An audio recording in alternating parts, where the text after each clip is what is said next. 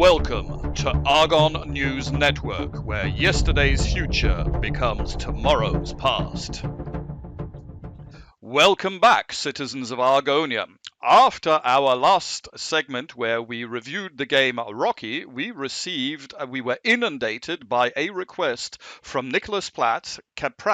Can you please review my game NovaStar? I believe it shows that games written in BBC Basic can be achieved by everyone. So without much further ado, we switch over to our popular game review segment. Well, now with viewers with epileptic fits might be advised to say, wait. And the news is actually I had NovaStar already on my SD card before Nicholas called us. So let's dive right in, Shane. And let's shorten it here a bit.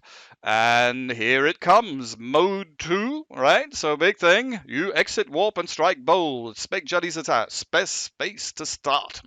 Already very 80s looking background, 0.5 extra points simply for the drawn NovaStar logo and the fake 3D lines at the bottom. That's got to be half a point anywhere. And here we go. Oh, can you hear that sound?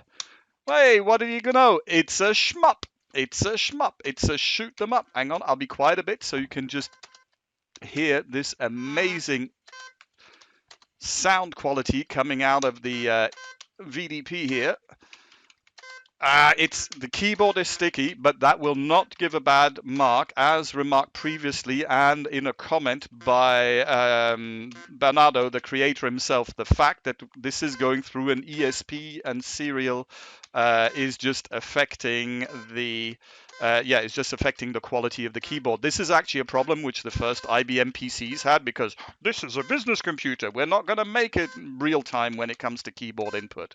Not going to hold that. And in fact, once you get a feel for it and you develop an instinct for when your key presses will be read, then it's actually easier to play. Even the very original Space Invaders was like that. So let's just get to the end of that first level there.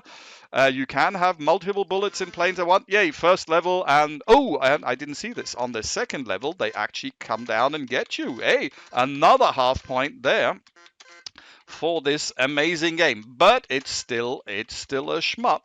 And speaking of controls, so keyboard still a bit sticky. Hopefully VDP improvements will fix that. But excitingly, there's also via Olimex a Wii Nunchuck add-on, which looks promising as part of the future evolution of gaming on the Argon.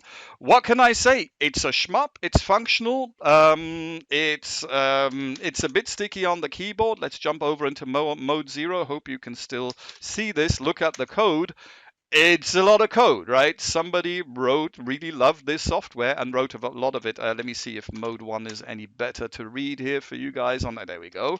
But yeah, you have sprite definitions at the back done via data statements. You have sounds, you have a main loop, you have keyboard. So normally I'd give this maybe a 4, but half a point extra just because of the cool title screen with a 3D laser, and then another half point because I do believe that this game has potential. I'll link to a much older video where my Starfield simulation compared BBC Basic and C, and it was an order of magnitude. And Basic converts very easily to C. Hey, maybe ChatGPT can help. If you can do that, I genuinely believe that this game can become much smoother. So because of that, instead of 4, I am here, drum roll. Let's go back to our thing here. The score for Nicholas Pratt's NovaStar, and I will link in the description below, is NovaStar 5 points. Well done, and I do believe that we might revisit a future version of this game, maybe migrated to C, maybe better input. Definitely has potential. So well done, Nicholas. Good one on here. Oh, wait a minute. I'm getting some news through my headset. Please bear with us for 1 second. Are you no, you shit. No, Tim, no way, no. Tim, if this is another of your jokes about like my mother and the car crash, I swear I will come up to the control room and rip your nipples off. Are you serious? This is real. This is actually happening. Okay, newsflash, ladies and gentlemen, you won't believe this. We have some unofficial news about a great piece of information on Argon Light Weekend Programming Challenge number 2 from a couple of weeks ago. So the results are coming in live. We are here at the our experts have the camera at the Agonited Nations in Geneva. You can see the excitement is palpable. There I am in the same room. A couple of months ago I was there to talk to some non-proliferation. Here we have Loser Bum Labs who are awaiting eagerly on tenterhooks, and the audience. What's the result of this vote? What is going to happen on this Olimex coding challenge number 2? Here we have Tsvetan Uzunov, the president of the Argon United Station, who is saying, warning, the winner is of the Olimex is Loser Bum. And the crowd goes wild. Yes, we have done it. We have won. We have completely victoried. We have crushed. We have crushed the thing, and we have won. Yay, are the champions, my friend. Well done. Medals all round. And children, as we know, what's more important? You know, winning isn't everything. We are graceful in victory, not as much as in defeat, but we are graceful in victory. Winning is not the important part. The important part is beating other people. They are losers. Ha ha, we beat them. We sure showed them. So let's look at the official scoreboard and see how many of these losers we ground into the dust under our sandals to get this great prize. With only one single submission. Confetti's off, I'm afraid. So I won because nobody else took part. Well done, Loser Bum. Duh. But with all of that, just because, we're still going to have a quick look at the game over there. All right, so let's flip over here. Up, oops. Yep, that one. Hello. So just rebooted that, and we chain their game, which is called Wordy Bird, and please pay attention to your screen.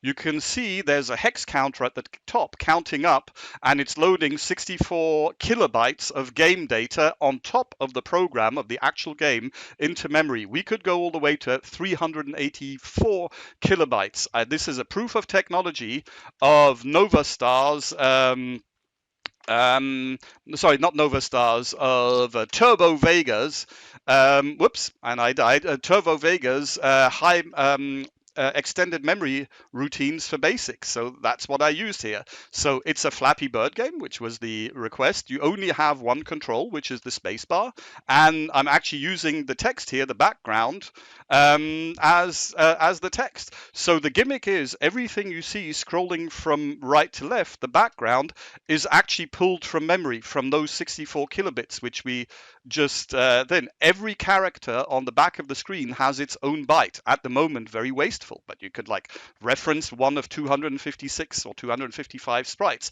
At the moment, I'm eating a single byte for every black space on the background there. Oops, and then I died, and I reincarnate, and I go, and I've got a text mode Flappy Bird, and I was flattered. Tetsuan actually said you can feel the gravity. And so it's a non-repeating canvas at the back. At the moment, 64, but could go up to 384, even a bit more. So yeah, here we have a space background with stars and black holes and planet ships. You could also interact with the player by doing funky stuff like this. You know, you can make obstacles. You can completely build your levels in a text editor. So that's what we're doing here. Right? Oops. Yeah, I made a little calculation mistake. Let me see if I can actually get down through here, through that gap. Nope. So, but the cool thing is actually it wraps around. So if there is no room, you can actually, if there's no wall, you can actually go through the ceiling and through the roof. And as I wrote here on the background, it's not very exciting because I spent so much time on the weekend challenge making the code. I had no energy left to make the background. So yeah, quite proud of that actually.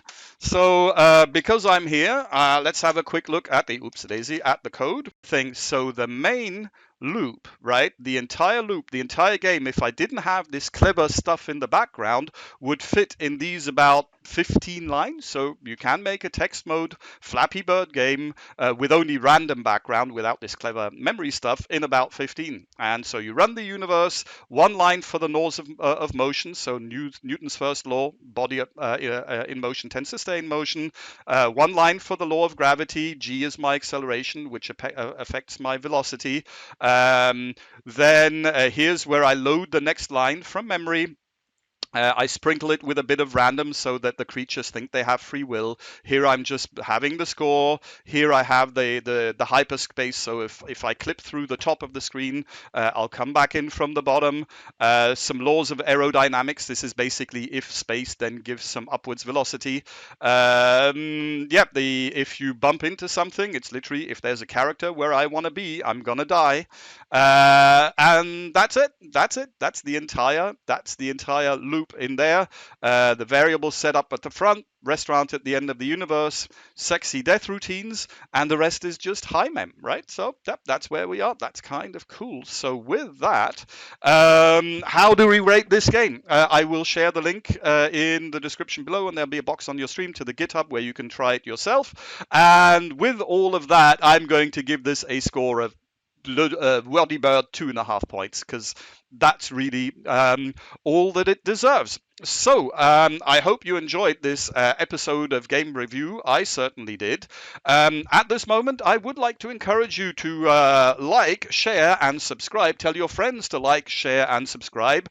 As you can see from the quality of these videos and 400 odd subscribers, I'm not in it for the money, but that subscriber count, that view count, those likes going up do keep me entertained and motivated. So I'd be very, very grateful. More content coming up soon. Remember to hit up the loser bum. I'm now also available on the old Mastodon there, so you can follow me there, interact with me there. With all of that, you're the internet. I'm Loser Bum. You are all a bunch of bloody Argonite legends, and I am